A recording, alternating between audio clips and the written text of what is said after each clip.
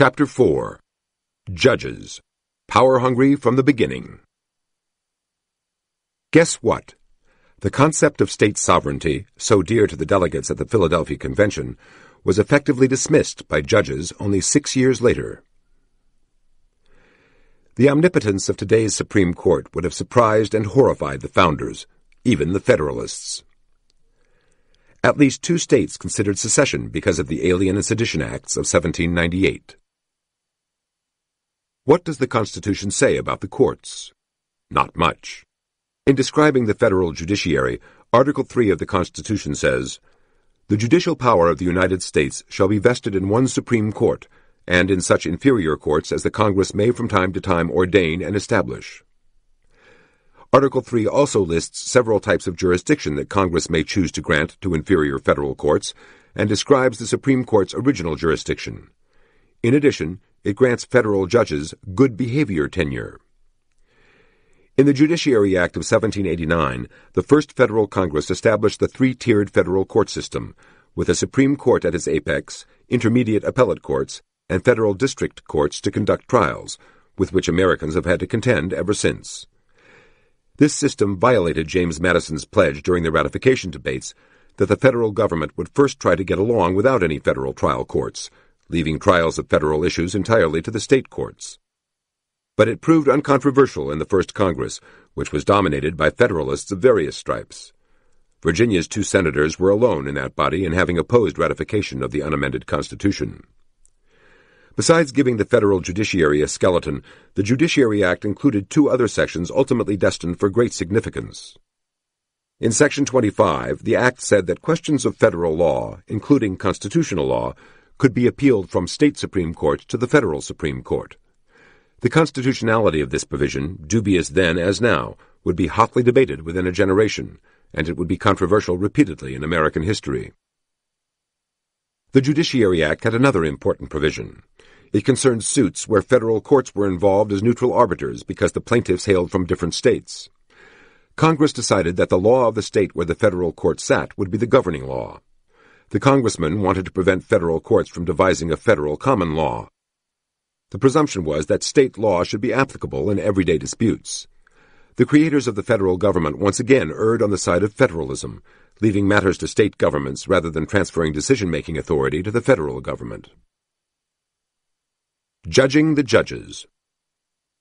President George Washington considered 3 criteria in appointing the first men to the Supreme Court. Prospective appointees must be eminent in their states, they must have favored ratification of the Constitution, and they must, taken together, be of diverse geographic backgrounds. He had a Chief Justiceship and 5 Associate Justiceships to staff, and he made good on his intention to fill them with able Federalists. The first Chief Justice, John Jay of New York, was a surprising choice for that post, even to Washington himself. According to Jay family lore, Washington offered Jay any position he wanted in the new government. Washington wanted and expected Jay to take the senior cabinet position, Secretary of State. Instead, Jay chose the top judicial appointment. As in New York during the Revolution, when he had opted for the top judicial post rather than the governorship, Jay believed that his judicial experience fitted that job uniquely well. As the chief negotiator of the Treaty of Paris, a former president of Congress, where he achieved such influence that a leading historian of the period, John Kaminsky, recently called him a prime minister in that post, the chief author of his state's first Republican Constitution, and a co-author of the Federalist, Jay was a fine choice for Chief Justice. Jay's associates on the High Court also brought outstanding qualifications as statesmen of a kind not seen in Supreme Court appointees today. Justices John Rutledge, James Iredell, William Cushing, and James Wilson had played eminent roles in writing the Constitution, ratifying it, or both. They were joined by John Blair of Virginia, who had experience in that state's high courts and in the Philadelphia Convention, and later replacements included William Patterson and Oliver Ellsworth, who had first been prominent in the Philadelphia Convention and then cooperated in writing the Judiciary Act of 1789. What a Patriot Said. A Bill of Rights is what the people are entitled to against every government. Thomas Jefferson. The Court's First Steps. The first significant constitutional case decided by the Supreme Court concerned the extent of federal power. In Ware v. Hilton, 1796, the Court upheld the terms of the Treaty of Paris, which had ended the Revolutionary War. Thanks to John Jay's brilliant diplomacy, the Treaty of Paris had brought the revolution to a spectacularly successful conclusion, with the United States gaining a western boundary not at the Appalachians, the boundary of American settlement at the time, but at the Mississippi. Borders, however, weren't at issue in the case. The issue was how to handle debts owed to the British. Specifically at issue was a Virginia law of 1777, intended to prevent British creditors from collecting on Virginia debtors. As was his custom, the Virginian's attorney, John Marshall, had no compunction in taking a case even though he had a substantial personal interest in the outcome. In this case, an interest adverse to his clients. He was an investor in Virginia lands formerly owned by prominent Loyalists. Marshall argued that Virginia had acquired the status of an independent nation during the war, that independent nations had the right to confiscate enemies' property, and that Virginia had thus been perfectly within its rights to bar recovery of the debts in question. So far as the law was concerned, the defendant owed nothing to the plaintiff at the time of the Treaty of Paris in 1783. The Supreme Court disagreed. Justice Samuel Chase held that the Supremacy Clause of Article 6, which says that the federal government's treaties are the supreme law of the land, resuscitated the debt at issue. Another 1796 case, Hilton v. United States, concerned the constitutionality of a federal carriage tax. The Constitution provided that direct taxes levied directly on the consumer or owner, in contrast to indirect taxes, like tariffs, which are imposed on the importer, must be apportioned equally among the states.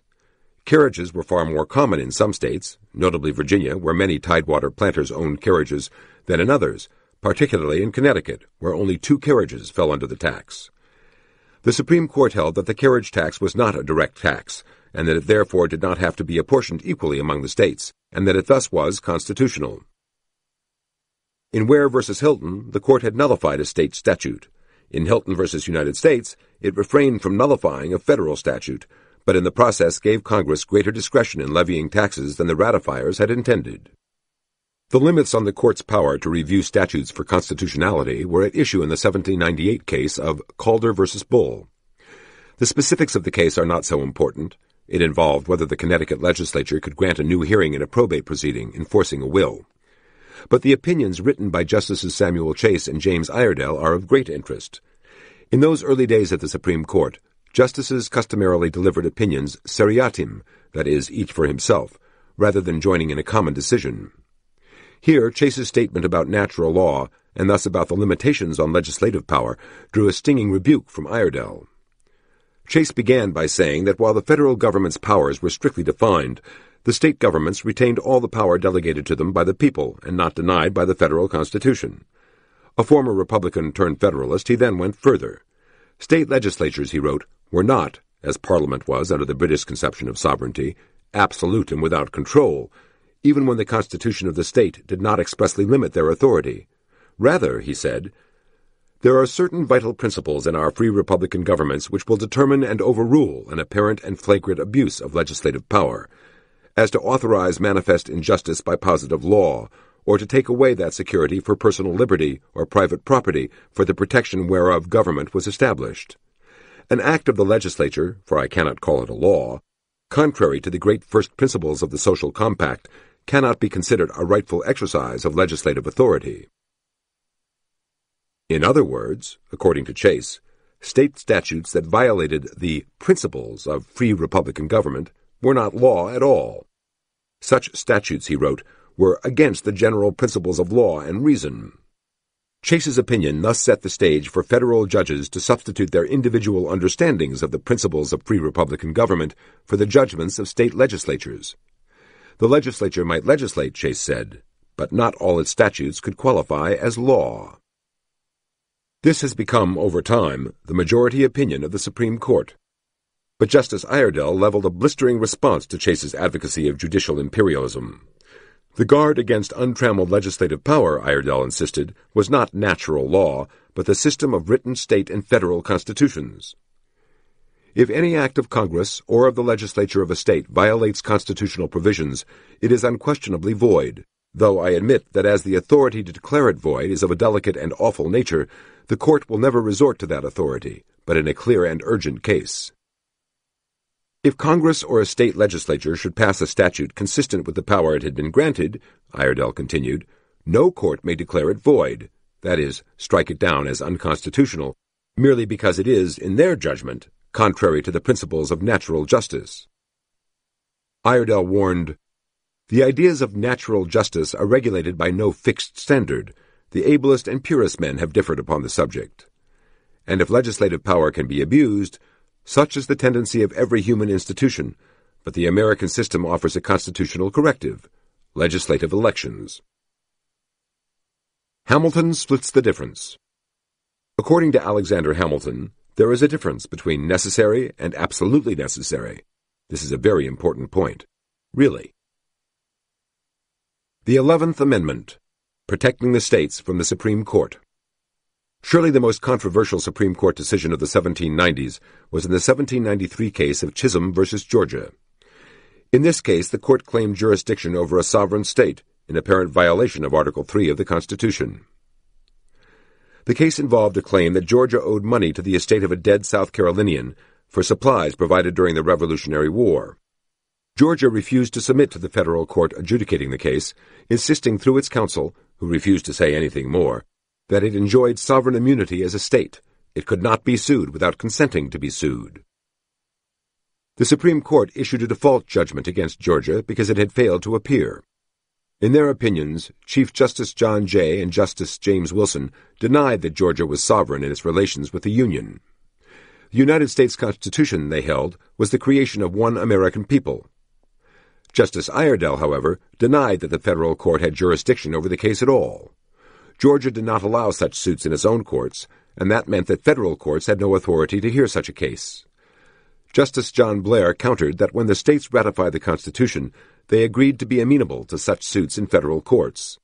And Justice William Cushing affirmed that in giving the federal courts jurisdiction over suits between states, the Constitution assumed that states might be defendants in federal courts. Justice Wilson went further. He mocked the haughty notions of state independence, state sovereignty, and state supremacy. The American people, he said, could subject the states to federal jurisdiction if they chose to do so. The language of the Constitution's preamble referred to the desires to establish justice and to ensure domestic tranquility, which gave federal courts power to resolve such disputes. Jay's opinion offered what one historian has called a bit of hand-tailored history, which made Jay responsible for the lamentable standards of American judicial historiography. Jay said that when the Crown's authority ceased in America, 13 sovereignties succeeded, but that the Americans thought of themselves in a national point of view as one people. The preamble to the Constitution showed that it represented the sovereignty of a single people. If one citizen might sue all the shareholders of a corporation, and if one state might sue another, why would an individual suit against a state be any different? The grant of jurisdiction under consideration, said Jay, should be construed liberally, because it was remedial. Such a reading, he concluded, would be both wise and useful. It would not, however, be what the Federalists had argued when the Constitution was being debated. They had said then that federal courts could hear such suits only when they were initiated by the states. Alexander Hamilton, in fact, had said that suits against states would prove impractical because of the difficulty of executing judgments against them.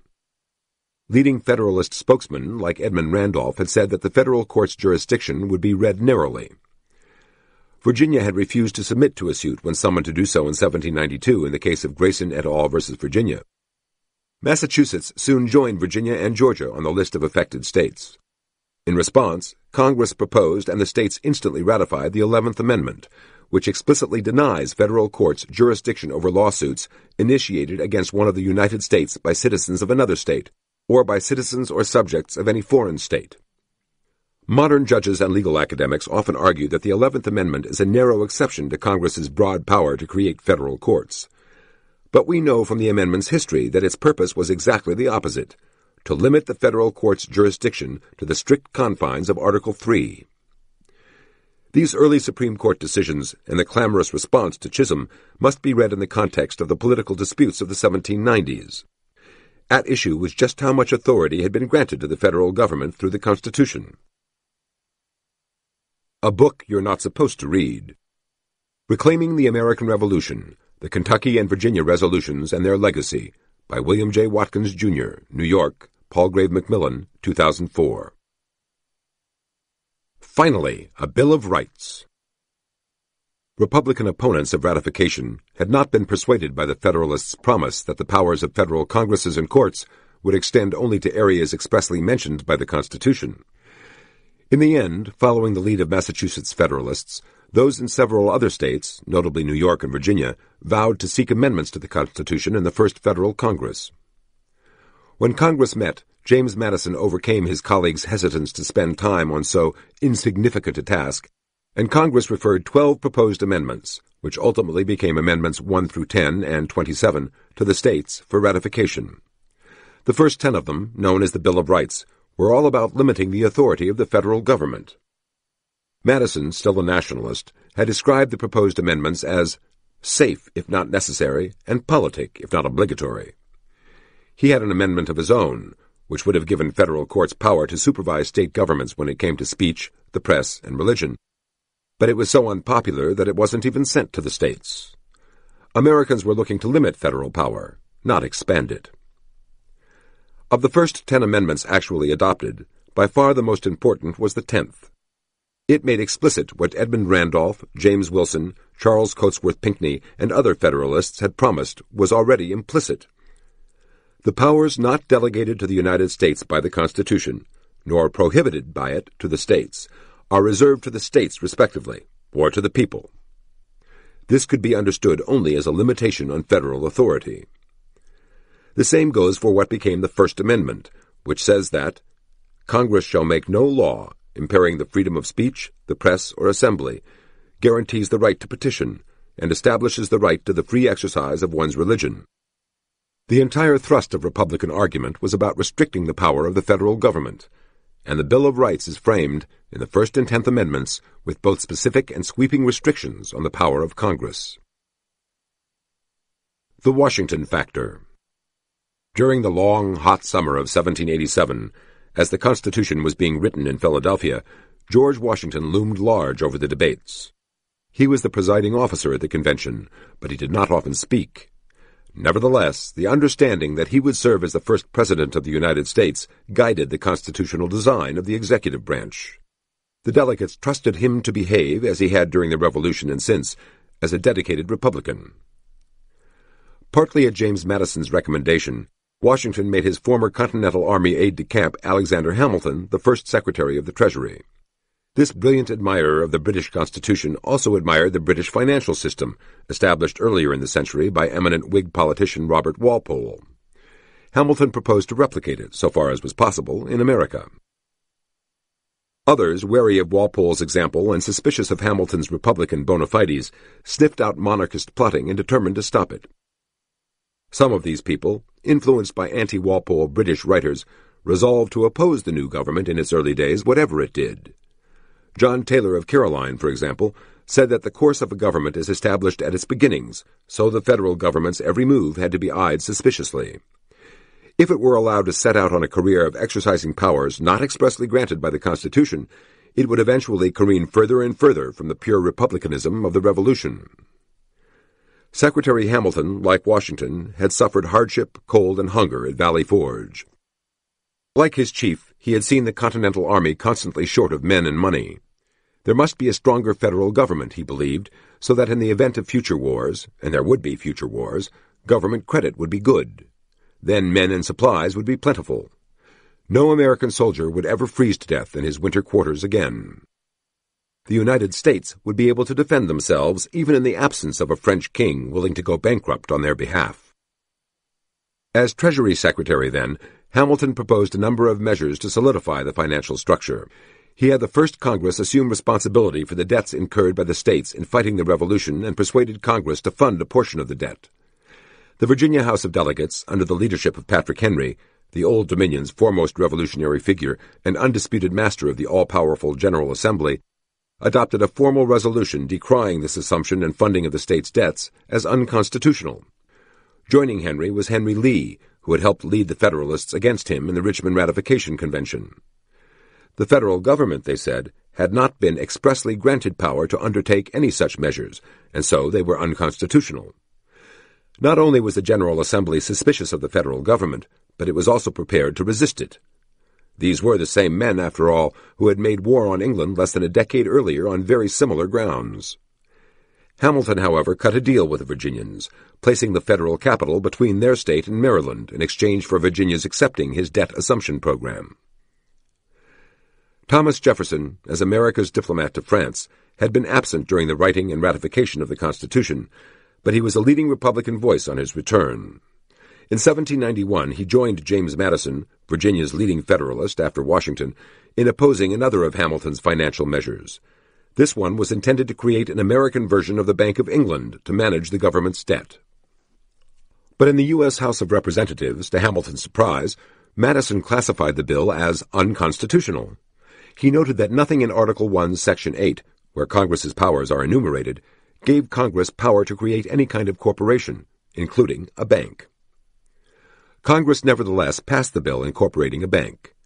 President Washington then asked his cabinet, which included Edmund Randolph, Hamilton, and Jefferson, whether they thought Madison was right about the bill being unconstitutional.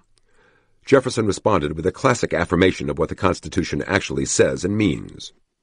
The underlying principle of the Constitution, Jefferson wrote, is that the powers not delegated to the United States by the Constitution, nor prohibited by it to the states, are reserved to the states respectively, or to the people.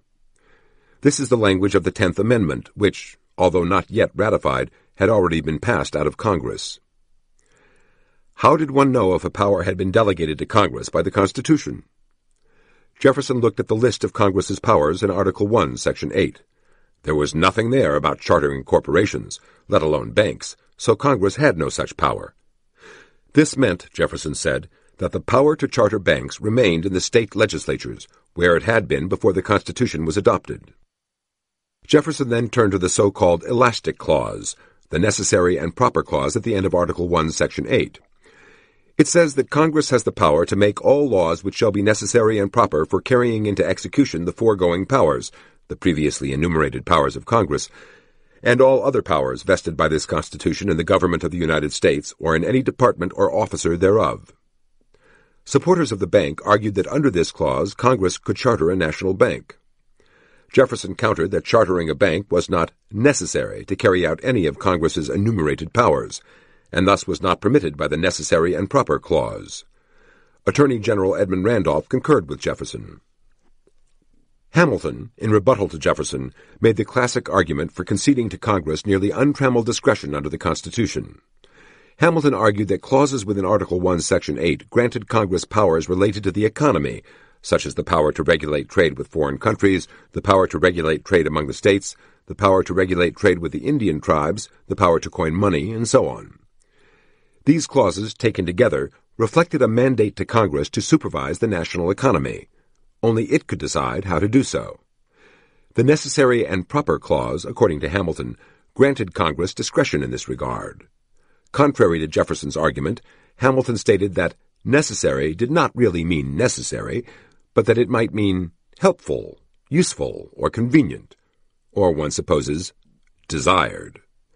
There was nothing in the Constitution prohibiting Congress from chartering a corporation, Hamilton noted. Where the ends were constitutional and the means not prohibited, the means were constitutional. Note the distinction between Jefferson's approach and Hamilton's. Jefferson started with the assumption that Congress has only those powers that are expressly delegated to it. This was also what such leading Federalists as James Wilson, Edmund Randolph, and Charles Cotesworth Pinckney argued in 1787 to 1788. Hamilton, on the other hand, started with the assumption that Congress was analogous to the British Parliament in having all powers the Constitution did not expressly deny it. This suited Hamilton's desire that the United States copy the British system, which he regarded as the most successful in the world, but it was a model of congressional authority that the Philadelphia Convention had rejected when it rejected the nationalist Virginia plan. Moreover, it was directly at odds not only with the 10th Amendment, and later the 11th Amendment, but with much of what Hamilton had written in his confused contributions to the Federalist. Washington, a nationalist, eventually followed Hamilton's advice by signing the bank bill. What a Patriot Said. I wish it were possible to obtain a single amendment to our Constitution. I would be willing to depend on that alone for the reduction of the administration of our government to the genuine principles of its Constitution. I mean an additional article taking from the federal government the power of borrowing. Thomas Jefferson, in a letter to John Taylor, November 26, 1798. The Trouble with France.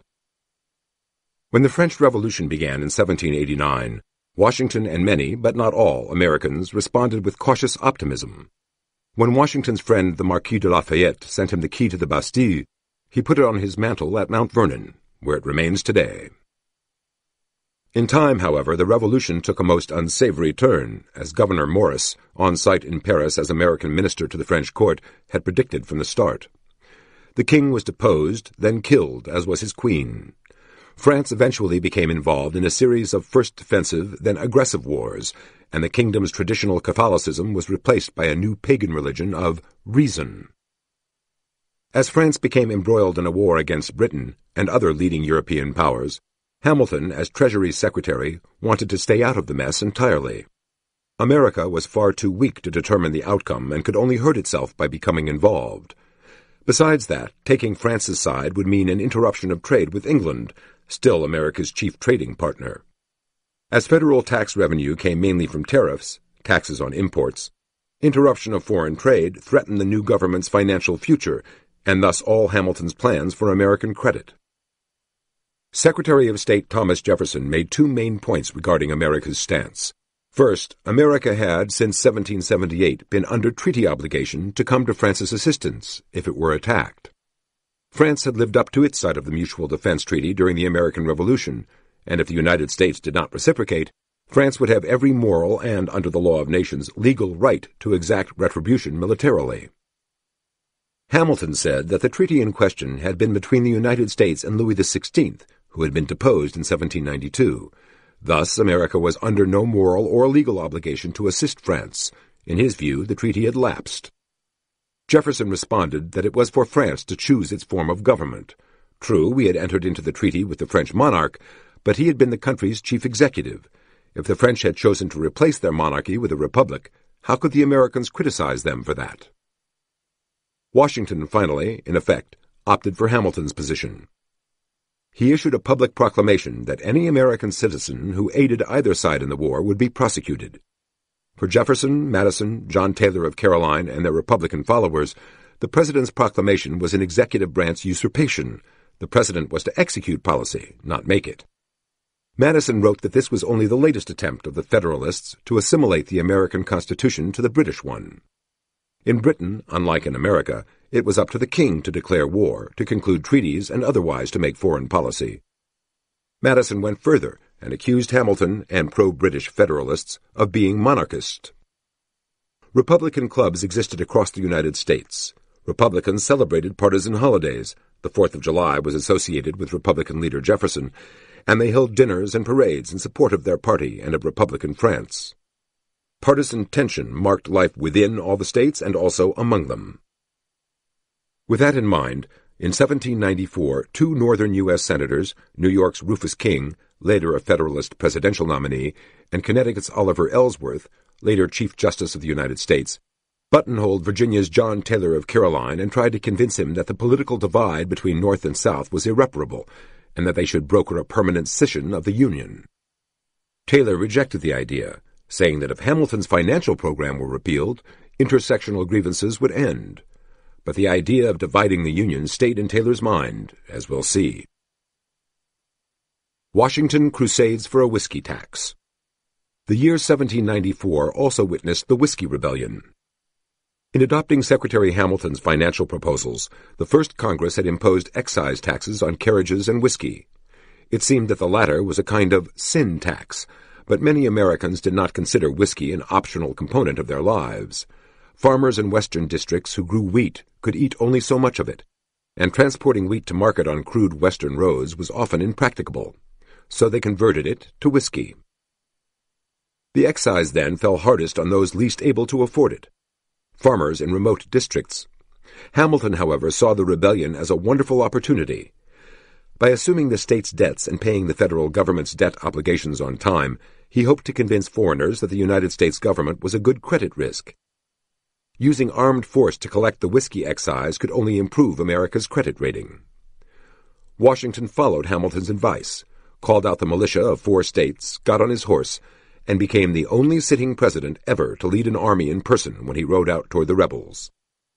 The rebellion dissolved as the army approached, but the point had been made. Republicans now believed the Federalists would stop at nothing to impose their views. Hamilton had avowed his monarchist sympathies in Philadelphia in 1787. Republicans looked at the Federalist record, a monarchist financial system, sympathy for European monarchies against Republican France, a monarchist reading of the federal Constitution, using the army to enforce federal law, and decided it all fit neatly together as a monarchist plot. And as far as Hamilton goes, they were right. In private conversation with Vice President John Adams and Secretary of State Thomas Jefferson, Hamilton had affirmed his belief in monarchy. And John Adams, for his part, had told Virginia's senators that the government must soon be replaced with a monarchy. As the political divisions deepened, Republicans saw themselves as defenders of the Constitution against Federalist usurpers. Jay's Treaty sparks controversy. Republicans had another source of contention when, in 1795, Chief Justice John Jay brought home from England a treaty subsequently known by his name. Jay's Treaty purported to resolve some of America's outstanding issues with Great Britain, including the resolution of debt owed to Britain and settlement of the Canadian border, while increasing trade with the British Empire, even at the price of restricting American cotton exports. The opposition took the treaty as a sellout of American interests. The Chief Justice was a known Anglophile, a Federalist from New York, and a personal and political friend of Hamilton's. Jay, on the other hand, knew the treaty would be unpopular, it may have cost him the presidency, but believed it to be in American interests, most especially because it voided the danger of war with Britain. Opposition to the treaty centered in the House, where Madison had by this point come to the head of a unified Republican opposition. Although the Senate, at Washington's request, ultimately ratified the treaty, Madison held that the treaty could be effectively negated if the House refused to appropriate money to implement it. Today, it's no surprise that many liberal professors take the Republicans' opposition to funding Jay's Treaty as proof that the Republicans weren't concerned with the original understanding of the Constitution. Why? Because the Constitution, they say, vests the Senate with the exclusive role in adopting treaties. But in fact, Madison's argument that the Jay Treaty could be defeated by the House's refusal to fund it was perfectly consistent with what Madison, the architect of the Constitution, had said during the ratification process.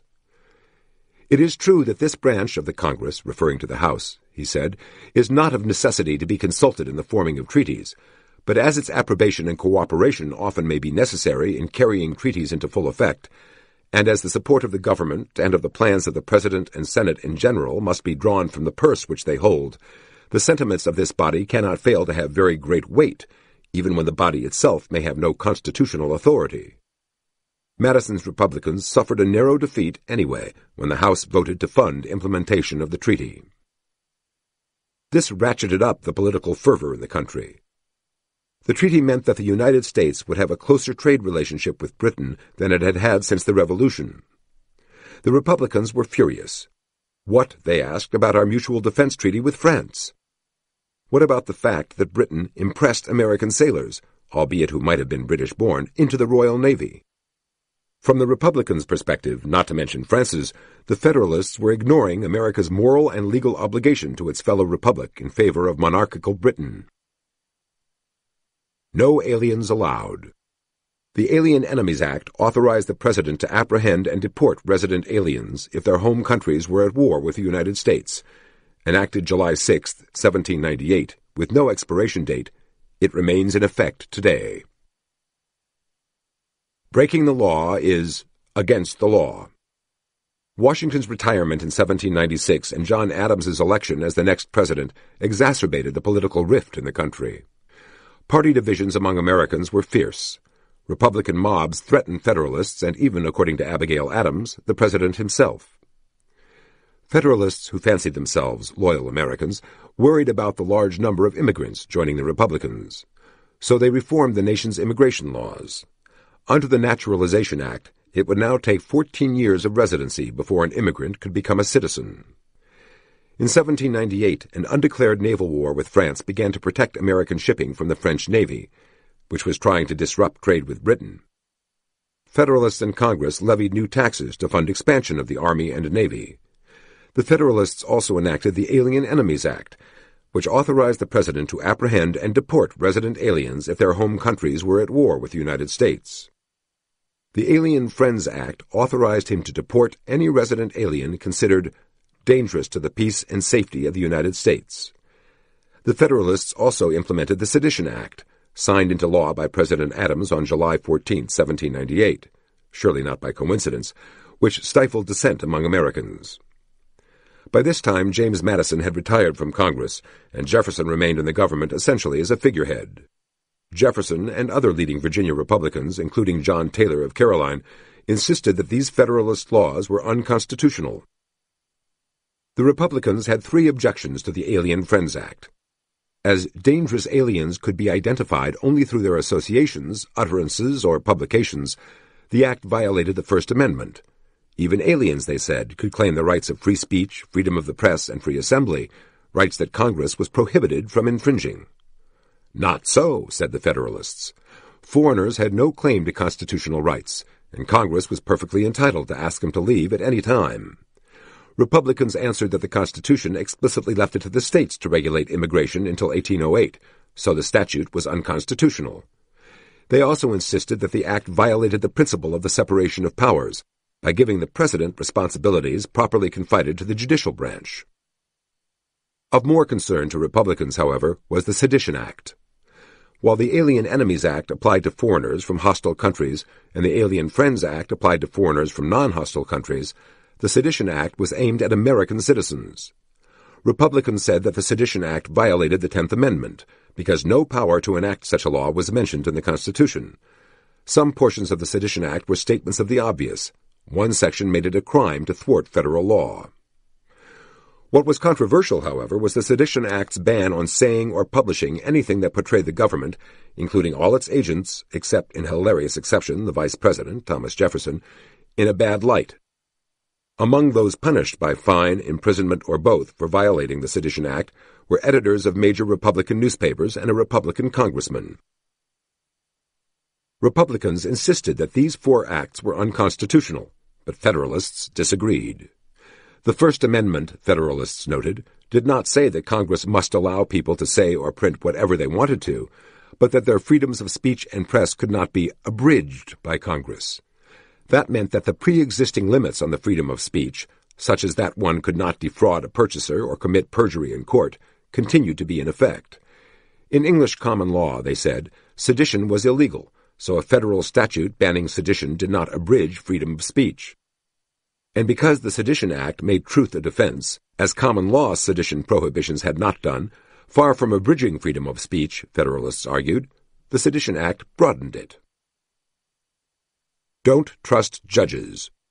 Federal judges very happily sought out people to prosecute for their political opinions under the Sedition Act of 1798, signed into law by monarchist, bet you didn't know that either, President John Adams. The Federalists' secret weapon. Judges. Federal judges in the period 1798 to 1801 were all Federalists. From the beginning they had been chosen for their eminence, and because they were Federalists. Washington had enunciated those tests at the beginning of his administration, and while he later appointed former Republican opponents of ratification, and would have appointed more had they accepted the jobs, he left office having filled the federal courts entirely with members of his party. All fell somewhere along the monarchist-nationalist continuum, which, ironically, had been repudiated at the Constitutional Convention in favor of a Republican, state-centered model. So the Constitution was, arguably, in the hands of its enemies. These men, then, enthusiastically supported the Sedition Act, and far from worrying about checks and balances, federal judges believed, as John Jay once told Washington, that their chief obligation was to secure the success of Washington's and then Adams's administration. Given that Congress had passed the Sedition Act, the President had signed it, and federal judges had enforced it, where could Republicans look for succor? From Monticello, Thomas Jefferson answered, to the states. He had been persuaded of this by John Taylor of Caroline. In Jefferson's words, the states represented the last ditch of Republican resistance to the reign of witches. In early June 1798, Jefferson wrote Taylor a letter. Taylor apparently was now flirting with secession. Jefferson told him that the political problems of the 1790s would not be solved by Virginia and North Carolina leaving the United States to form a separate confederation. It was part of man's nature, Jefferson said, to be fractious, and so a union of Carolinians and Virginians must soon be divided between a Carolina party and a Virginia party. In the end, he said, each state would be left to itself. Besides, Jefferson argued, the American people had been deluded into supporting the Federalists. Once the tax bills for the recent military buildup arrived, they would see the error of their ways and cast the Federalists out for good. Taylor was unpersuaded. He told Jefferson that a mere change of parties would not solve the problem, because the problem was human nature. Men always wanted more power. A Southern aristocracy ruling the country would be as bad as a Northern one. Instead, Taylor's answer was to amend the Constitution extensively to prohibit federal overreaching. What a Patriot said. On every question of construction, let us carry ourselves back to the time when the Constitution was adopted, recollect the spirit manifested in the debates, and instead of trying what meaning can be squeezed out of the text or invented against it, conform to the probable one which was passed. Thomas Jefferson. Jefferson and Madison argue for states' rights. Virginia Republican leaders, meanwhile, met at Monticello and decided that Virginia and Kentucky, two Republican-controlled states, would adopt resolutions in their state legislatures spelling out their objections to the Alien and Sedition Acts. Kentucky's resolutions of 1798, drafted secretly by Jefferson to avoid prosecution under the Sedition Act, argued for state-centered constitutionalism. The Constitution had been ratified, and thus the federal government had been created, by the states for their own purposes. They had retained all powers not delegated by them to the federal government through the Constitution. When the federal government undertook to exceed the bounds of its authority, its acts were unauthoritative, void, and of no force. The states were sovereign, and to this compact of the Constitution each state acceded as a state, and is an integral party. Who, then, was to decide when the federal government adopted unconstitutional policies? Surely not the federal government, since that would have made its discretion and not the Constitution the measure of its powers. But as in all other cases of compact among parties having no common judge, each party has an equal right to judge for itself, as well of infractions as of the mode and measure of redress. When it came right down to it, the states, which had created the federal government, still bore ultimate responsibility for ensuring that their monster did not oppress their people. The Sedition Act, Jefferson said, was objectionable on two constitutional grounds. First, and most important, it violated the 10th Amendment principle, that powers not expressly delegated to the federal government through the Constitution were reserved to the states or to the people. Second, it violated the First Amendment's prohibition on congressional infringement of the rights of free speech and press. It was, therefore, null and void. In Virginia, James Madison drafted the resolutions adopted by the House of Delegates. He argued that when the federal government persisted in an unconstitutional and dangerous policy, as with the Alien and Sedition Acts, the states have the right and are in duty bound to interpose, to prevent their enforcement within their respective territories. The two Republican legislatures asked other states to join them in propounding the principles laid out in the Virginia and Kentucky resolutions. No other Southern state did so, though North Carolina considered it. But 10 states north of Virginia issued their own refutations of the resolutions. On what grounds? In general, they argued that the Sedition Act was a good law that should have been adopted sooner, and that interpreting the federal Constitution was a task for the federal courts, not for the states. Kentucky responded in 1799 with a second set of resolutions, these two conceived by Jefferson. Kentucky's legislature said that Kentucky loved the Union for the purposes for which it was created, and insisted that it would be among the last states to secede. This was an implied threat, because while Republican leaders had privately discussed the possibility of secession, only one, Virginia Congressman William Branch Giles, had advocated it in public. So this was the first official mention of secession in the context of the Alien and Sedition Acts. But when the federal government propounded unconstitutional and dangerous laws, it was the duty of the states to nullify those laws. James Madison, too, wrote a sequel to his resolutions. His report of 1800 did far more than simply defend the Virginia resolutions of 1798.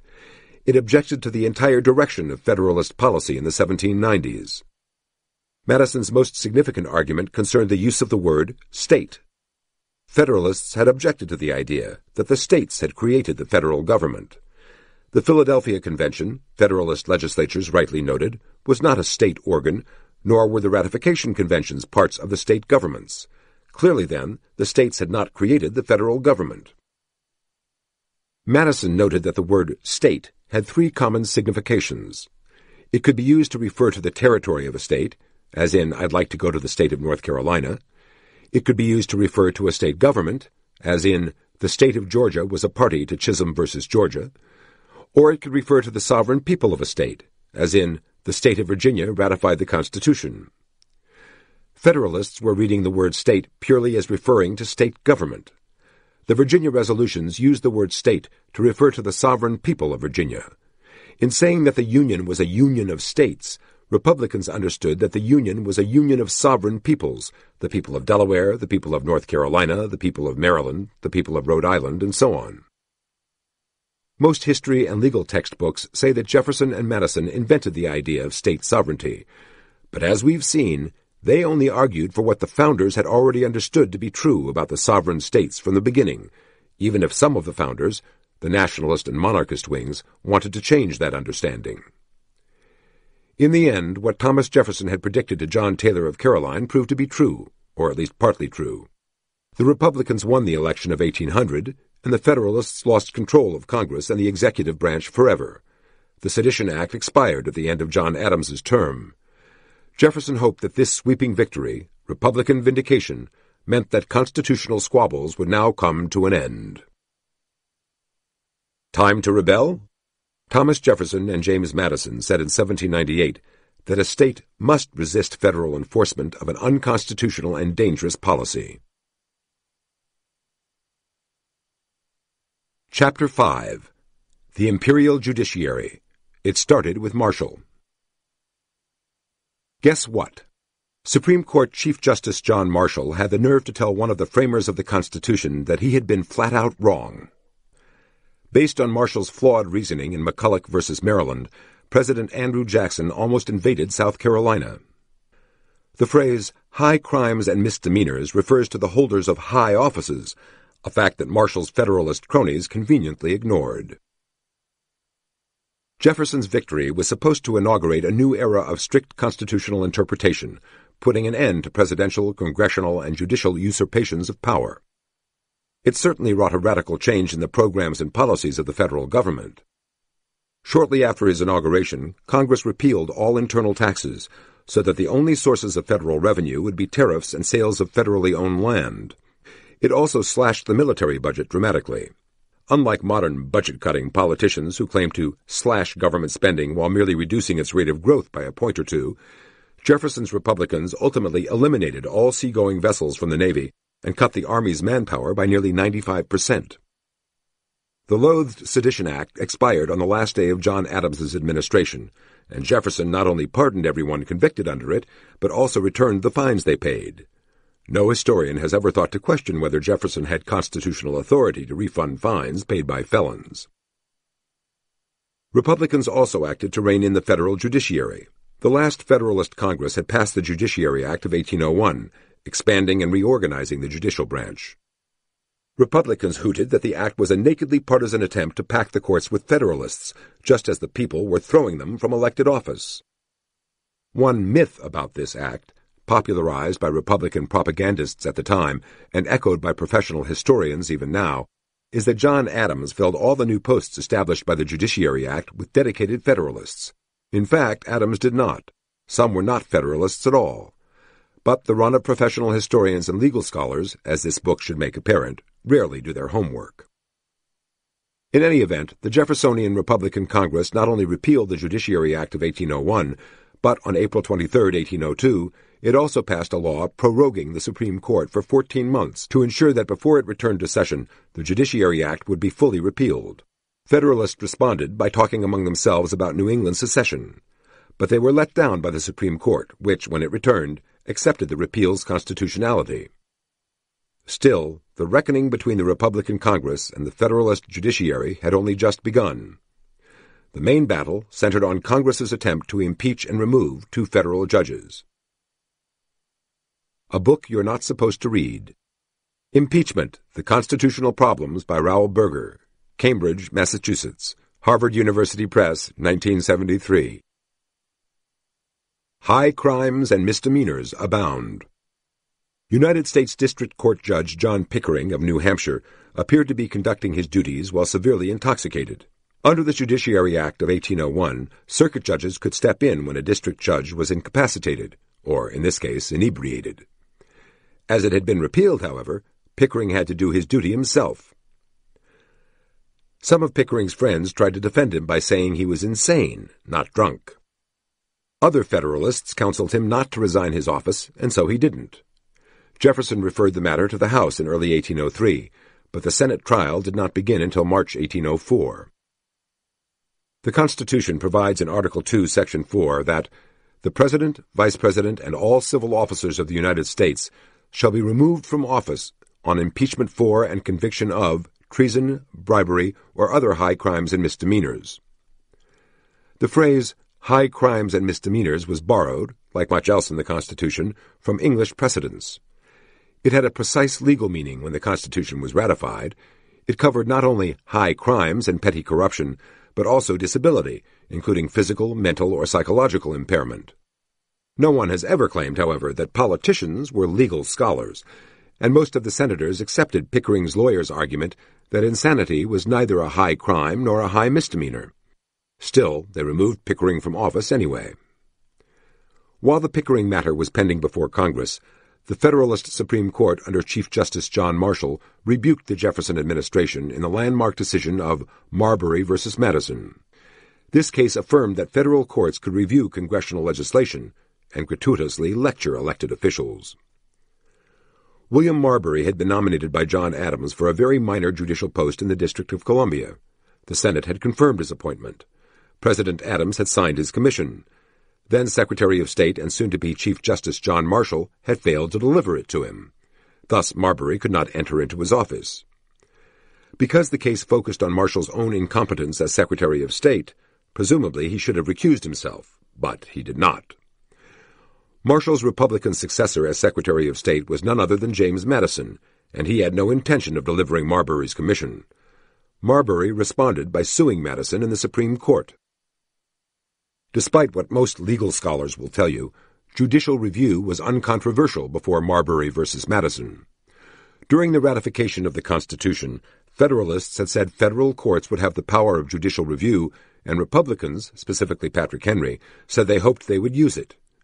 Besides, both lower-level federal courts and the Supreme Court had at least implicitly exercised this power before.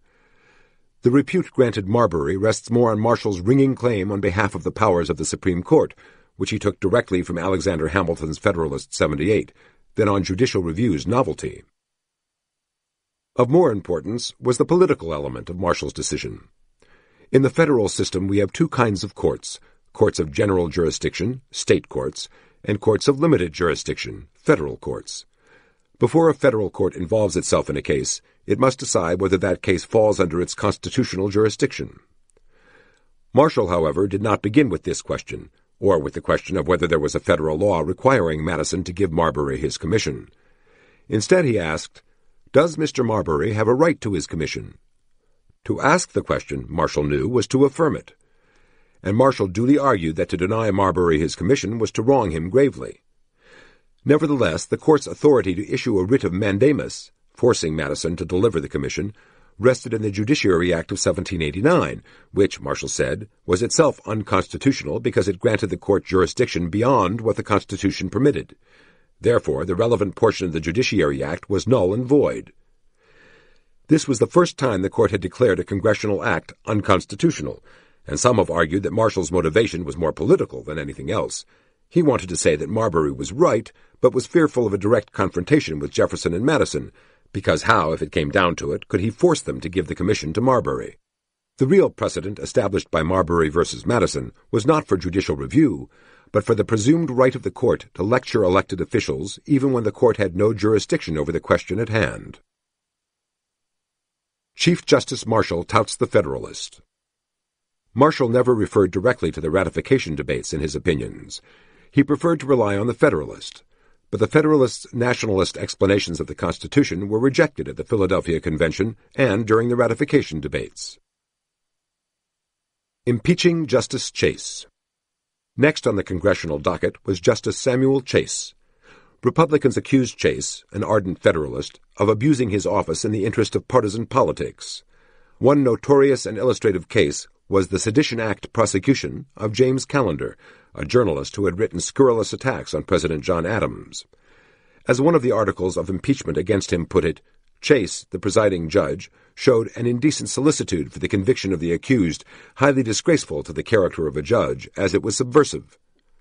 As Raoul Berger, the greatest of American legal historians, put it, Chase's behavior in the Callender trial went against his judicial oath, which said, in part, "I will faithfully and impartially discharge and perform all the duties incumbent on me."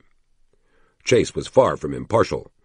He had selected the victim, announced his intention to punish him for his atrocious and profligate libel, procured his presentment by the grand jury, refused to excuse jurors who confessed their bias against the accused, at every step identified himself with the prosecution, and taken every means to disconcert, discredit, and disable counsel for the defense. Chase's behavior in this and other cases had made him notorious in Republican circles. The House of Representatives believed that Chase's behavior warranted his removal from office and impeached him, making Chase the only Supreme Court justice ever impeached. It was proven beyond any doubt that Chase had conducted himself in a prejudiced, partisan way that made him unfit to serve as a judge, trial or appellate. But in one of the great reverberating mistakes in the history of American law, the Senate acquitted him. Why? His counsel argued that Chase had never committed treason, bribery, or other high crimes and misdemeanors. Without an indictable criminal offense by Chase, his counsel argued, the Senate could not remove him from office. The Senate accepted this argument, but the argument is wrong. In the English law tradition that shaped the Constitution, a high crime or high misdemeanor was different from an indictable crime or misdemeanor. High was a category of misbehavior associated with high office and with political misbehavior. Thus, in 1757, Sir William Blackstone, whose commentaries on the laws of England formed the bedrock of American legal education in the late 18th century, wrote that the first and principal high misdemeanor is the maladministration of such high officers as are in the public trust and employment. This is usually punished by the method of parliamentary impeachment. As Berger notes, maladministration did not imply an indictable offense. In fact, among high crimes and misdemeanors, as a historian of English law has pointed out, were cases in which judges misled their sovereign by unconstitutional opinions, as well as attempts to subvert the fundamental laws and introduce arbitrary power, purely political offenses that would not be tried before an ordinary court. Chase had certainly committed high crimes and misdemeanors, if not indictable offenses, by these standards. The Chase verdict forced Jefferson to conclude that impeachment was a farce and was no check at all on judicial misbehavior. At the end of his life, Jefferson wrote that they, federal judges, consider themselves secure for life. They skulk from responsibility to public opinion, the only remaining hold on them.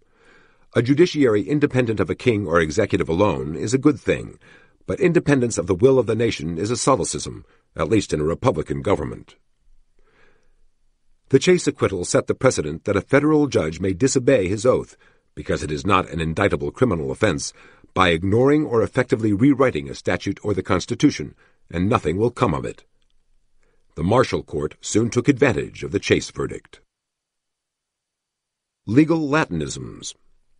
Mandamus, Latin for we command, a type of writ that a court can issue to compel performance of a mandatory duty when the right, the duty, and the absence of an alternative remedy are all clear. The Supreme Court's march through Georgia and Virginia. In Article 1, Section 10, the Constitution protects contracts from any state tampering. No state shall pass any law impairing the obligation of contracts. This is the so-called Contracts Clause. The original motivation behind the clause was to prevent states from adopting stay laws, as they sometimes had during the Revolutionary period, that prohibited lenders from collecting debts for stated periods of time. A provision similar to the Contracts Clause was included in the Northwest Ordinance of 1787, stating that, in the just preservation of rights and property, it is understood and declared that no law ought ever to be made or have force in the said territory that shall, in any matter whatever, interfere with or affect private contracts or engagements, bona fide and without fraud previously formed. The first time the Supreme Court considered a case under the Contracts Clause was in Fletcher v. Peck, 1810. This case arose out of the notorious Yazoo scandal, one of the great public swindles in the history of the world. In that case, a group of land investors had bribed all but one member of the Georgia legislature to sell them an enormous area of public land, most of what is now the states of Alabama and Mississippi, virtually for nothing. The sale was completed in 1795 as a grant of land to a private company, but then repealed, and the bribed legislators cast out in 1796. John Peck bought his title to some of that land in 1800, then sold it in 1803 to Robert Fletcher. Fletcher next sued Peck for the purchase price, saying that his supposed title had been negated by the legislative repeal of the original sale, and thus was worthless. Chief Justice Marshall, for the court, decided that the nub of the issue was whether a legislator's grant of public land qualified as a contract under the Contracts Clause. He and his fellow justices decided that it did. So the Supreme Court ruled a state law, Georgia's repeal of the 1795 land grant, unconstitutional and void, which in practical terms meant that, according to the Supreme Court, the people had no democratic remedy to correct the bribed action of a corrupt legislature. Not only was Marshall's equivalence of grants and contracts dubious, but he also skipped over a crucial point, which was whether Georgia ever had a contractual obligation, given that the land grant was the result of bribery in the first place. As the Northwest Ordinance's Contracts Clause illustrates, the obligation of contracts was understood to be dependent on the absence of fraud, as well as coercion. This legal understanding was universal, but Marshall ignored it, with dire results. The revolutionary, one might say anti-constitutional, nature of the Fletcher decision should not be overlooked. The Constitutional Convention had denied Congress the power to veto the acts of state legislatures. The convention certainly did not mean such power to be assumed by the court instead. During the entire debate on ratification in Virginia, where extremely able men teased out the meanings and potential dangers lurking unsuspected in each clause of the proposed Constitution, no one ever said, "And the least responsible institution of the federal government is to have a veto power over the everyday enactments of each of the state legislatures." Had anyone suspected that it did, he certainly would have pointed it out. No one intended to grant federal courts such authority. Marshall had two incentives to rule as he did in the Fletcher case, one personal and one institutional. From a personal point of view, he was himself a substantial investor in unsettled lands, and so he might be expected to favor people who claimed to have received state grants. Institutionally, Marshall saw in the Georgia lands case an opportunity to buttress the position of the judicial branch in the federal system and to help make national what had been intended as a federal constitution. In Marbury v. Madison, Marshall had staked out the Supreme Court's authoritative claim to the power to review congressional enactments for constitutionality. In Fletcher v. Beck, he grabbed at the chance to claim what ultimately would prove to be a far more significant right, that of federal courts to supervise enactments of state legislatures. If in Marbury he had exceeded the limits of his authority by lecturing the president on the merits of a case that he admitted the Supreme Court had no constitutional power to decide, in Fletcher he and his colleagues, in deciding the case incorrectly, forced Georgians to accept the validity of an enormous fraud. There remained one more element of the triad of federal judicial powers yet to be established, the federal court's power to supervise the performance of state judiciaries. An opportunity presented itself in the 1816 case of Martin v. Hunter's lessee. The case centered on whether Virginia laws that had allowed for the confiscation of Loyalist property during the Revolutionary War were rendered obsolete by treaties negotiated between the United States and Britain that protected Loyalist property. The Virginia Court of Appeals, Virginia's highest court, had ruled that these treaties did not conflict with or overrule the Virginia laws. In Fletcher v. Peck, Marshall had written an outlandish opinion in order to protect the interests of land speculators generally. In Martin, most of the land titles at issue belonged to a company whose major shareholders included Marshall himself and his brother. Marshall had a history of looking out for his brother's interests. After the Republican Congress's 1801 Judiciary Act, Marshall had tried and failed to get his fellow justices to join him in saving his brother's federal judicial post. The Supreme Court took the case from the Virginia Court of Appeals under Section 25 of the Judiciary Act of 1789, which said that the federal Supreme Court could hear appeals of federal questions from the state's top courts. The Supreme Court, in asking the Virginia Court to send the record of the case for review, used peremptory language of a type a superior uses with an inferior, and Virginia's High Court responded by saying, The Court is unanimously of opinion that the appellate power of the Supreme Court of the United States does not extend to this Court under a sound construction of the Constitution of the United States. In short, it would not forward the record of the case, so the Supreme Court would have nothing to review. Marshall recused himself, so the Supreme Court's opinion came from Justice Joseph Story, a Marshall ally. Justice Story wrote that there must be one superintending authority to ensure that the law was applied in the same way throughout the Union. He reasoned that Article 3 of the Constitution established that states could be brought before federal courts in some cases, so there could be no valid objection to Section 25 of the Judiciary Act on that ground. This argument had been made by the justices in Chisholm v. Georgia, and the people had instantly corrected it by adopting the 11th Amendment. The federal courts were thus limited to the types of jurisdiction listed in Article 3, which did not include appeals from state supreme courts.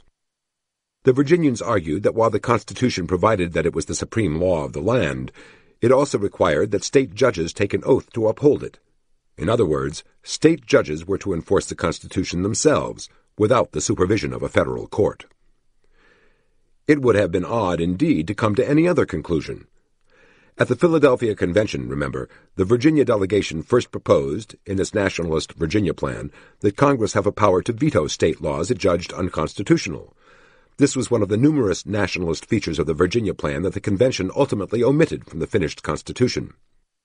The Convention opted for a federal government with limited powers instead of a national government with unlimited powers. It rejected Hamilton's idea that the president should appoint state governors and U.S. senators. It rejected Madison's idea that the Congress should have a general legislative power. It rejected the idea that the federal courts should have a general jurisdiction. And it rejected the congressional veto. How strange, then, that anyone should read the federal Constitution with its list of powers of Congress and list of types of jurisdiction federal courts could be given as giving federal courts a veto over state judiciaries. The same logic applies to this case as applied to Fletcher v. Peck's claim that federal courts were supposed to superintend the behavior of state legislatures. In short, the Marshall Court, not the Virginia judiciary, was violating the Constitution. The result was not only that the Virginia courts were overruled and the relevant Virginia laws were voided, but that the Supreme Court seized the power to supervise state courts, an entirely unconstitutional usurpation of power. The Constitution created a federal system in which state governments, through elections, were held responsible by the people of the states. The constitutional model is a decentralized one, of the type envisioned by Thomas Jefferson when he wrote A Summary View of the Rights of British America. What judicial usurpation did to this model was to replace the authority of elected state governments with the authority of a few lawyers appointed by a president to positions of lifetime tenure without any check on their power. Does that sound like the model of government approved by the ratifiers of the Constitution? But if you studied constitutional law in school, you'll know that the Marshall Court is treated with veneration, based on the idea that the law is the body of Supreme Court decisions, rather than the Constitution itself, as understood by the ratification conventions. Fletcher and Martin, and our acceptance of those decisions, have given federal judges ultimate authority over wide swaths of our political life that the men who adopted the Constitution on our behalf never intended them to have. The Supreme Court versus the Constitution. James Madison protested that if Marshall's nationalist decision in McCulloch v. Maryland, 1819, which said that Congress's powers were not limited to those expressly delegated, had been foreseen, the Constitution would never have been ratified. Supreme logic. Fraud is a contract. According to John Marshall in Fletcher v. Peck, 1810, a fraudulent land purchase was a contract, and was thus subject to the protection of the Contracts Clause. Coincidentally, Marshall was a substantial land investor. Madison's banking flip-flops. By the end of the War of 1812, the United States government had run up a substantial amount of debt. To help manage it, President James Madison asked Congress in 1816 to charter the Second Bank of the United States, which was ironic, as he had been the leading opponent of the constitutionality of the First Bank of the United States in 1791. He had then regarded congressional legislation to charter a bank as an unconstitutional threat to American liberties, and a telltale sign that Hamilton and Washington wanted to overthrow the federal government. Only a politician could perform so breathtaking an about-face without feeling even slightly inconsistent, and Madison was up to the task. The second bank charter echoed the first in giving the federal government a 20% share in the bank. With that in mind, House Republicans, led by Kentucky's Henry Clay and South Carolina's John C. Calhoun, sponsored the bonus bill. They would take the bonus, their name for the federal government's profit as a bank shareholder, and spend it on internal improvements. These were what we now call infrastructure, a network of roads, bridges, and fortifications, as well as the clearing of some major harbors and rivers. Madison and Jefferson had each asked Congress in their State of the Union messages to appropriate money for these purposes. When the bonus bill reached his desk, however, Madison, in his last major act as president, vetoed it. In his bonus bill veto message in 1817, Madison explained his veto in terms virtually identical to those he had used in opposing Hamilton's bank charter bill in 1791. The Constitution's list of powers of Congress was exhaustive. The bonus bill's appropriations were for purposes not enumerated in the Constitution, and therefore the bonus bill was unconstitutional. He had to veto it. It was true that he had called on Congress to adopt measures like this, but he had been careful, Madison pointed out, to note that Congress could make up for any deficiency in its authority by initiating the process of amending the Constitution. If it wanted to adopt measures such as the bonus bill, that avenue still lay open. Madison said that, as written, the bonus bill violated the basic tenets of Republican constitutionalism, as had Hamilton's bank bill. The second bank bill, though nearly identical in content to the first, did not raise similar constitutional concerns, he said, because of the precedent established by Hamilton's bank. Madison said that he had made a good-faith argument against the first bank bill's constitutionality in 1791, but he had lost. Not only had Congress and President Washington considered the bill constitutional, but so had a succession of other Congresses and presidents, else they would have acted to repeal it. In Madison's estimation, the constitutionality of congressional legislation chartering banks had become a dead issue. Madison's argument boiled down to this.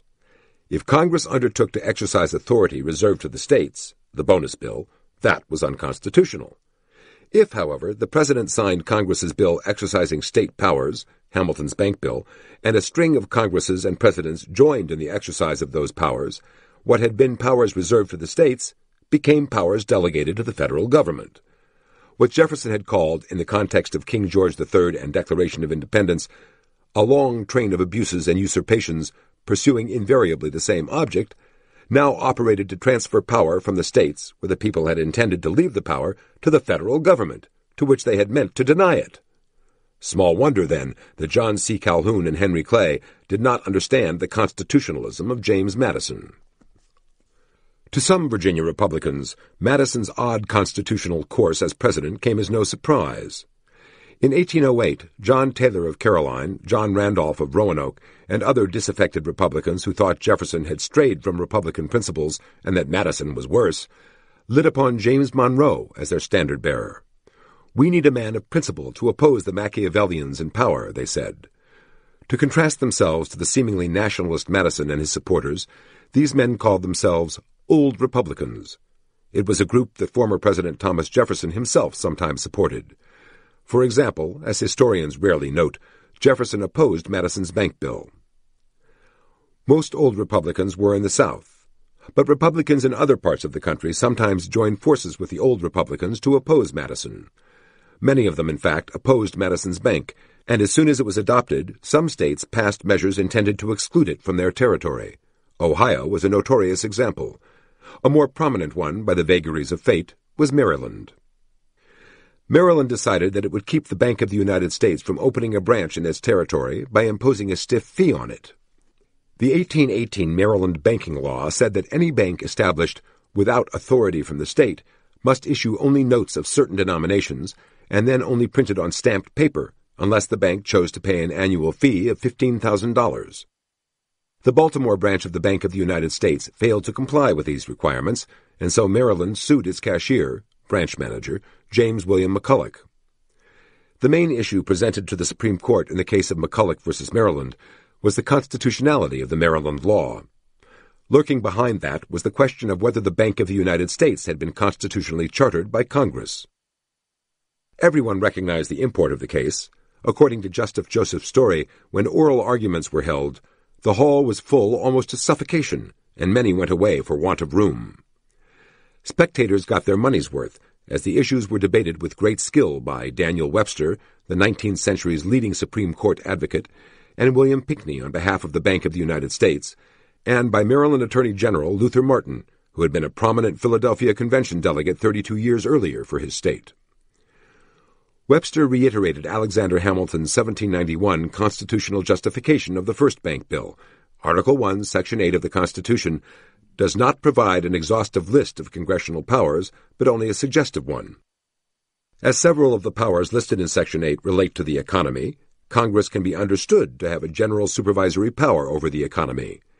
Congress might well decide that chartering a bank was useful in superintending the economy. Because the Constitution does not expressly prohibit Congress from chartering a bank, Congress is free to do so. Webster reasoned that nearly 30 years' unbroken acceptance of the constitutionality of such legislation had settled the question. Marshall, in his opinion for a unanimous Supreme Court, wrote that Maryland had argued that the Constitution had been ratified by the states for express, limited purposes, and not only had Congress's chartering a bank not been among those purposes, but the 10th Amendment had been added to the Constitution to underscore that the powers not delegated to the United States by the Constitution, nor prohibited by it to the states, are reserved to the states respectively, or to the people. However, Marshall rejected this notion. He wrote that while the Articles of Confederation had specified that Congress had only the powers it was expressly delegated, the Constitution included no such language, so no such principle applied to it. This was an extraordinary argument, given that Marshall himself and other Federalists like Charles Pinckney, James Wilson, William Cushing, Edmund Randolph, and George Nicholas had assured their ratification convention colleagues that this very principle of limited federal power, in Randolph's words that the federal government would have only the powers it was expressly delegated, was implicit in the unamended Constitution even before the 10th Amendment was adopted. Being right, however, does not guarantee a victory in court, as anyone who has been so unfortunate as to find himself before a judge can attest. In his opinion for the court, Marshall corrected Martin's interpretation of the Constitution. It had not been created by the states, he insisted, but by one American people. Martin, said Marshall, simply did not understand the framers' intent. The American people, who created the Constitution, Marshall went on, had given the federal government certain powers, and the federal government must be supreme within its sphere, both as a logical matter and as the supremacy clause of Article 6 expressly states. Thus, when Congress exercised one of its constitutional powers, a state could not interfere with it. Was chartering a bank among Congress's constitutional powers? At this point, Marshall, like Webster, borrowed from Hamilton. The proper ends of congressional legislation are hinted at by the enumerated powers in Article 1, Section 8. The means Congress adopts to achieve those ends, including management of the national economy, must be those that are necessary in the Webster-Hamilton sense of being useful, and the limitations on congressional discretion listed in the Constitution, for example, that Congress may not adopt an ex post facto law, are the only binding ones there are. From the grave, the practically defunct Federalist Party and its late chieftain, Alexander Hamilton, had had their way. Despite its defeat in 1787, the Philadelphia Convention's monarchist nationalist coalition had been handed an epochal victory in 1819.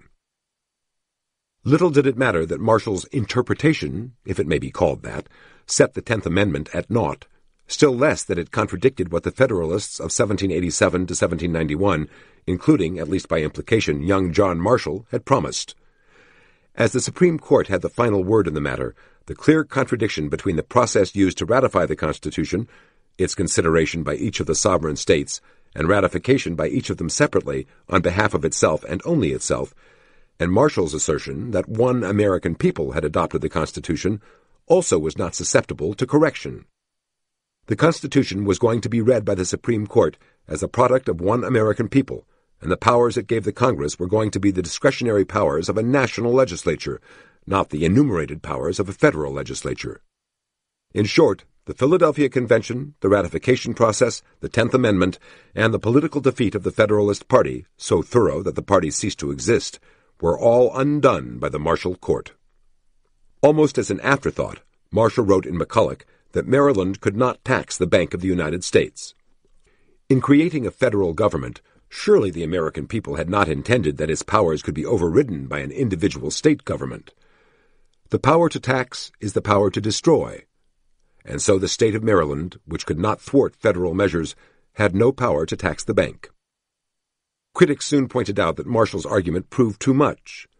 If the people had created the federal government, whose instrumentalities a state therefore could not destroy, they had also created the state governments, so could the federal government interfere with them? The argument applied either way, logically, but not in the mind of John Marshall. Like Thomas Hutchinson, the last royal governor of Massachusetts, Marshall insisted that there must be an indivisible sovereign in every community, and that meant that all conflicts between states and the federal government must be decided in favor of the federal government. The Revolution had substituted the federal government for the crown, as Marshall read things, and the states were still subordinate. Marshall lamented in his correspondence that the bank decision drew down a powerful storm of criticism. When the Richmond Enquirer ran a series of anti-McCulloch editorials, first by a Virginia appellate court judge, then by the Court of Appeals chief judge himself, Marshall, like historians since him, accused his critics of preferring the Articles of Confederation to the Constitution, the same disingenuous argument he had used against Luther Martin. Seemingly everyone had something to say about the decision. James Madison, for one, who had justified the Second Bank of the United States on far different, though equally pernicious, constitutional grounds, wrote of McCulloch that if people had known in 1788 that the Constitution would be read as giving Congress such extensive discretionary powers, Virginia would never have ratified it. He was, as we have seen, absolutely right about that.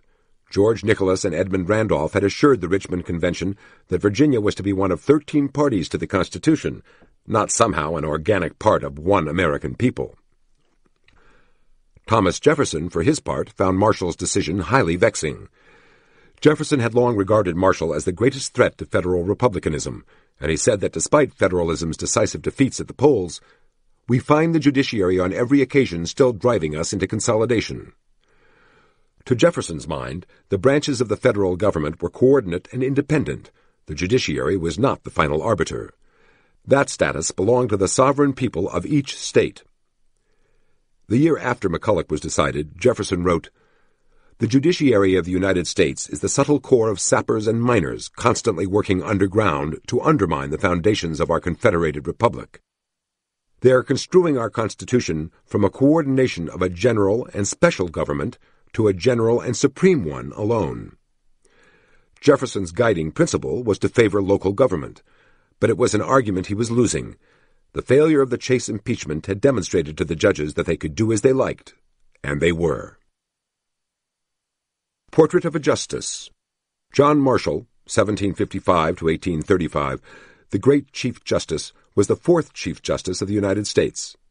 Before accepting that post, he had been a Federalist delegate to the Richmond Ratification Convention, a congressman, a diplomat, and Secretary of State. His handiwork as Chief Justice included writing the defeated, and by the end of his tenure defunct, Federalist Party's constitutional views into American constitutional law, in cases such as Fletcher v. Peck, McCulloch v. Maryland, and Gibbons v. Ogden. More than any other man, Marshall was responsible for converting the Nationalists' defeat in the Philadelphia Convention into a long-run total victory. Legal Latinisms. Ex post facto law, a law passed after the commission of an act to change the act's legal consequences. Generally, the term refers to retroactive criminalization or heightening of a criminal penalty. Madison's flip-flops. In 1791, James Madison said Alexander Hamilton's proposed national bank was unconstitutional, but in 1816 Madison asked Congress to charter one. The wolf by the ear. Marshall's opinion in McCulloch v. Maryland, granting Congress powers limited only by its own will, provoked a fiery response, in part because it came as Congress was racked by a dispute over slavery in the territory of Missouri. Missouri, a section of the Louisiana Purchase, applied for admission to the Union in 1819. The application included a draft state constitution, which provided that slavery should continue in the territory. To the surprise of the political class generally, a New York Republican congressman named James Talmadge, Jr. proposed that Congress amend the Missouri bill to phase slavery out of existence in the new state. His proposal would have stopped importation of slaves into Missouri, and it would have freed all slaves born after Missouri's admission to the Union as soon as they reached age 25. The Missouri crisis, which would divide Congress for 2 years, had begun. To a Republican congressman of his acquaintance, former President Jefferson wrote that the Missouri dispute had struck him like a fire bell in the night, filling him with terror. I considered it at once as the knell of the Union. He lamented that a geographical line had been established, with proponents of one principle on one side and advocates of a contrary one on the other. Could anything be done to end this division? Taking a metaphor from an ancient Greek proverb, he said, "We have the wolf by the ear, and we can neither hold him nor safely let him go. Justice is in one scale, and self-preservation in the other." To understand Jefferson's metaphor, we need to know 2 things. First, that so far as late 18th century philosophers of whom Jefferson was enamored were concerned, self-preservation was the highest goal of society. Only it could outweigh justice. Second, Jefferson's notion that ending slavery would mean loosing a ravenous wolf reflected his fear that emancipation would lead to race war. He had expressed this fear as early as the 1780s. It gained added strength from the memory of the Haitian Revolution of 1791 to 1804, which had resulted in the death or exile of every white person from Haiti. Jefferson expected American emancipation to have similar results in the South. Jefferson opposed Talmadge's Missouri proposals on several grounds. First, he, like James Madison and others, believed that the slaves, and certainly the slaveholders in his own state of Virginia, would be better off if slavery were diffused across the whole continent instead of confined to the Southeast. Second, he disliked Talmadge's plan because it contradicted his conception of the Union. Perhaps Congress could exclude slavery from the territory of Missouri, but it could not impose conditions on the territory that would remain binding once it became a state. At that point, Missouri would have attained equal footing with the other states, just as the Northwest Ordinance had provided regarding the former Trans-Ohio-Virginia territory we now call the Midwest, and would be free, as other states were free, to make its own policy regarding slavery. If a Northern majority in Congress could impose its will on a state despite that state's clear rights, what was to prevent the Yankees in Congress from doing the same to the older Southern states? The Dartmouth Review. The year 1819 also saw Marshall's Supreme Court issue another momentous decision. This one, in the case of Dartmouth College v. Woodward, calls to mind his legerdemain in Fletcher v. Peck nearly a decade before. Dartmouth College, like Harvard, Princeton, Columbia, and other colonial colleges, operated under a royal charter as a charitable institution. It had been given its charter in order to perform the public service of educating New Hampshire youth, mainly, like Yale, William and Mary, and other colleges, for the ministry, and to educate Indians.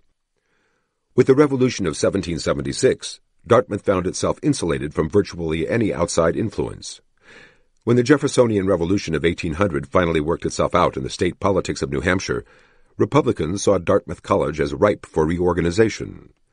No longer, said the Jeffersonian Republicans ascendant in that state, should their state college be a bastion of privilege, a Federalist Party enclave untouchable by the new legislative majority. Therefore, the state legislature adopted legislation reorganizing Dartmouth. Dartmouth College, in response, claimed the protection of the Contracts Clause of Article 1, Section 10 of the Constitution for the terms of its original charter. The case went to the Supreme Court, and Chief Justice Marshall blithely accepted the college's argument that its charter amounted to a contract, the obligation of which could not be impaired by state legislation. The Contracts Clause, however, had never been meant to cover college charters, and presumably a college chartered for the public's purposes could have its charter amended by the public. As so often before, Marshall might have been wrong, but his decision had lasting significance. It explains why Harvard, Yale, Penn, Dartmouth, Columbia, and Princeton, colleges established during colonial times and supported during that era with public money, came to be private in the early 19th century. Just as Fletcher was calculated to protect the interests of land speculators, such as Chief Justice Marshall, so the case of Dartmouth College benefited the old Federalist elites who wanted to shield their colleges from Republican legislatures.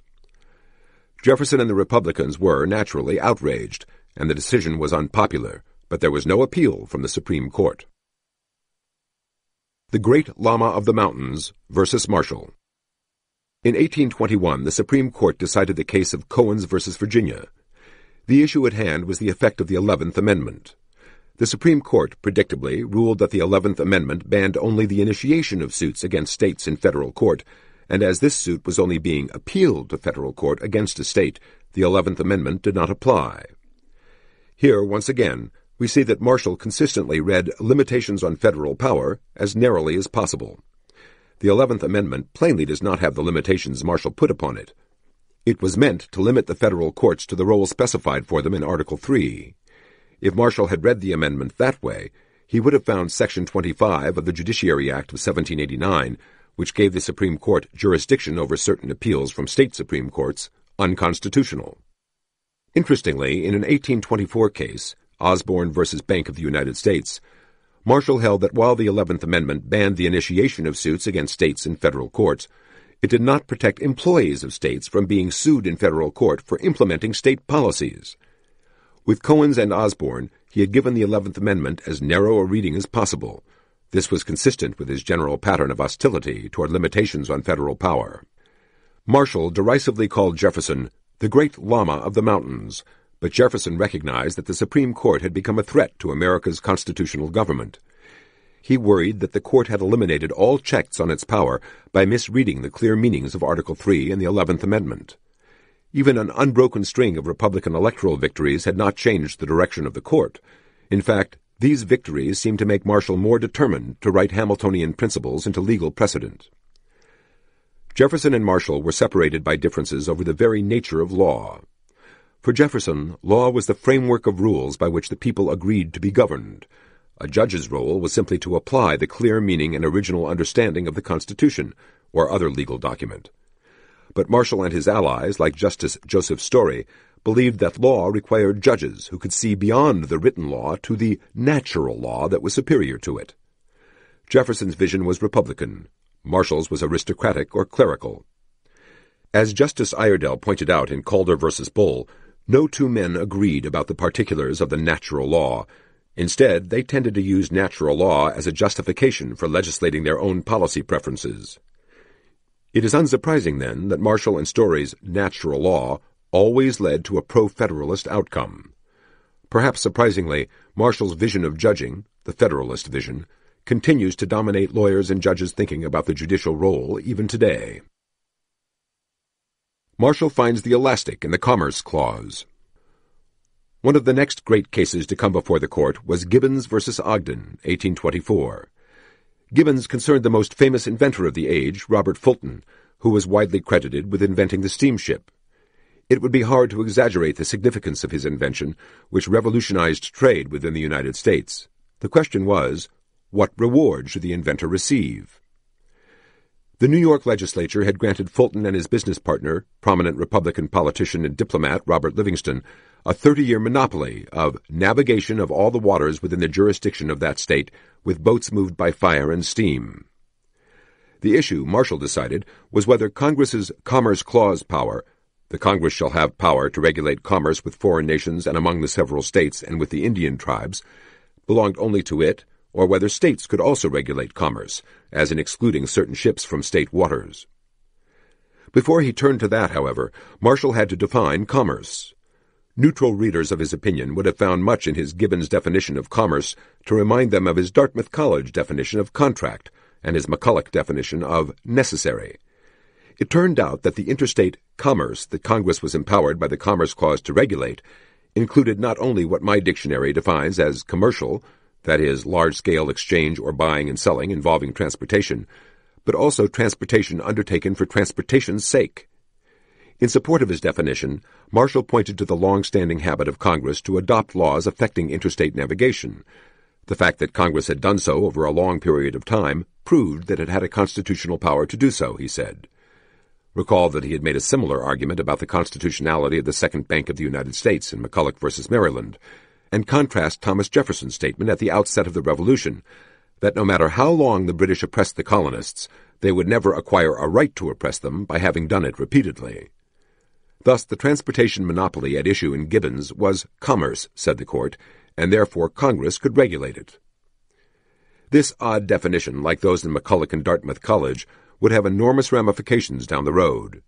In time, Congress would claim, and the Supreme Court would agree, that it could regulate virtually anything on the ground that it even remotely affected interstate commerce. Marshall almost certainly would have welcomed that development. But back to the steamboat monopoly. Having defined commerce in such a way as to include mere interstate transportation, Marshall had to decide whether Congress's power to regulate it was infringed by a New York statute affecting it. He decided that it was, that is, that New York's grant of a monopoly of steamboat transportation to Livingston and Fulton ran afoul of the Commerce Clause. How could that be?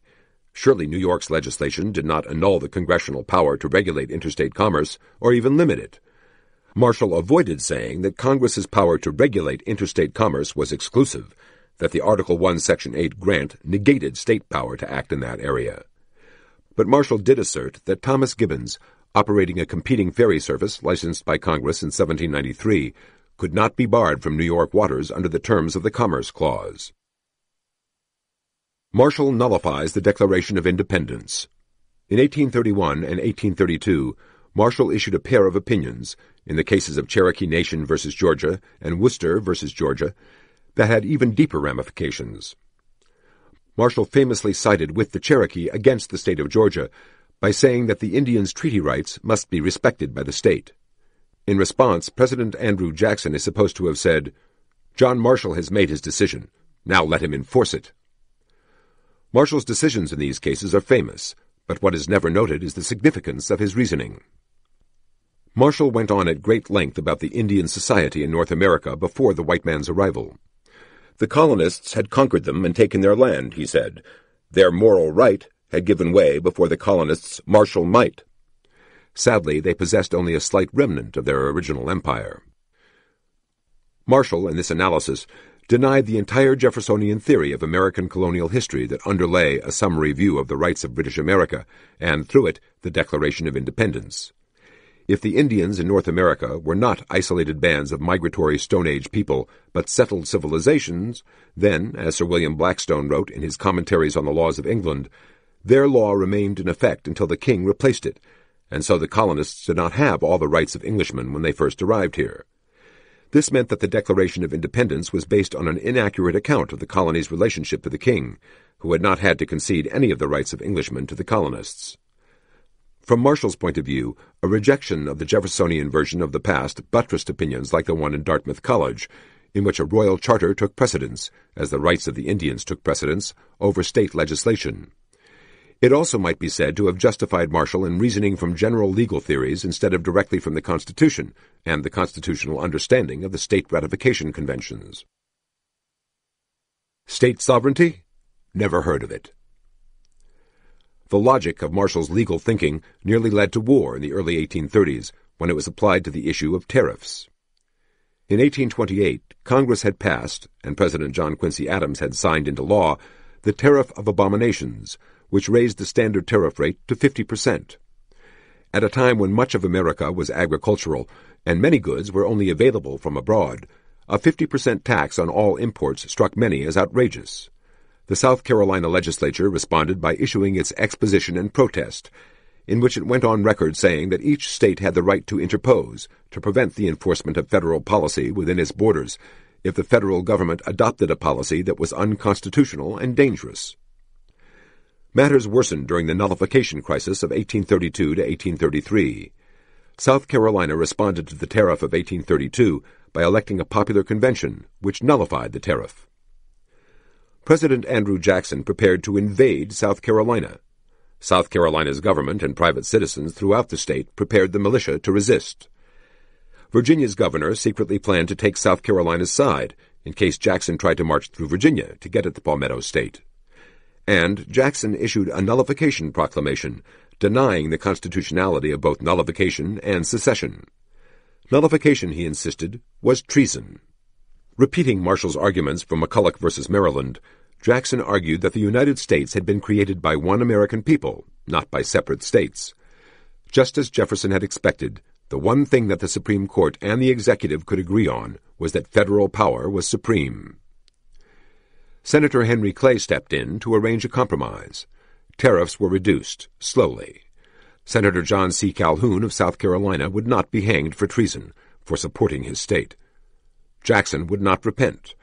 The South Carolina Convention met again, repealed the nullification ordinance, nullified the statute empowering Jackson to put down nullification by force, and declared victory. Marshall finally gets one right. This was the context of Marshall's last significant constitutional decision, Barron v. Baltimore, 1833. The city of Baltimore, Maryland, had, in the course of making city improvements, altered the flow of water into the Chesapeake Bay, which in turn led to a buildup of silt around the wharf of John Barron. Barron said the value of his wharf had been so damaged that it amounted to a government seizure of his property, for which he ought to be compensated by the city under the takings clause of the Fifth Amendment. Nor shall private property be taken for public use without just compensation. Marshall described the issue as one of great importance, but not of much difficulty. The Fifth Amendment, like the rest of the Bill of Rights, had been adopted as a limitation on the federal government alone. The movement to affix amendments to the Constitution arose out of fears that the new government was too powerful, and the amendment's purpose was to hedge that power.